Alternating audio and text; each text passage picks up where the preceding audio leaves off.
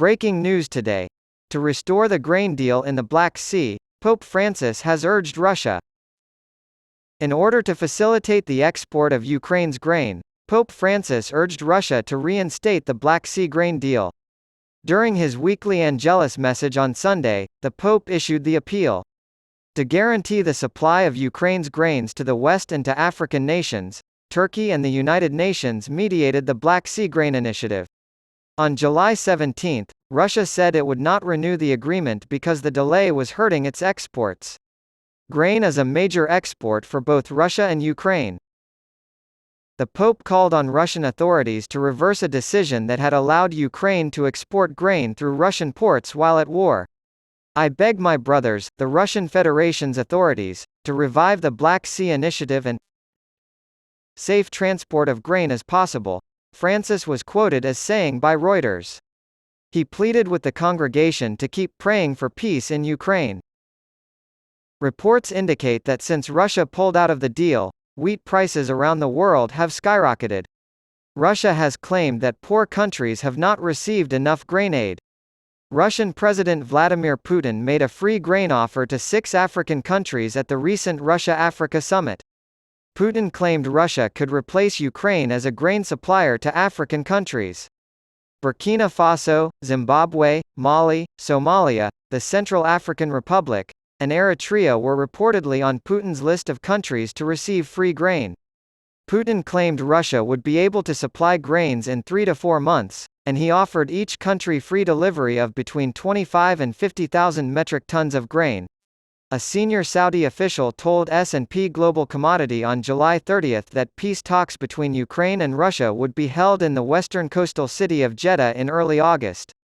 The oil, grain, and other commodity markets may be significantly impacted by the move by the world's largest oil exporter. According to Hussein al-Shamari, the head of international relations at the Ministry of Media, it is confirmed that is happening within the next week hopefully. More than a year after Moscow's invasion of Kiev, Riyadh, a close ally of Russia through the OPEC Plus producer alliance, will host the talks to mediate peace between Ukraine and Moscow. The Saudi plans follow Vladimir Putin's comments on July 29 during a press conference with reporters following the major Russia-Africa summit held in St. Petersburg, where he indicated that he is open to peace talks. Recent months have seen an unsuccessful effort by a coalition of African nations to broker peace talks between Russia and Ukraine. Putin claimed their initiative could be used as the basis for some mechanisms aimed at finding peace, just like others, for example, the Chinese Peace Initiative. Putin added that a ceasefire would be challenging given the current state of the conflict. Some ideas are just too complicated or impossible to put into practice. One of the points includes a call for a temporary halt to hostilities. However, the Ukrainian army is now in the offensive. It's launching a full-scale strategic offensive, as the experts say.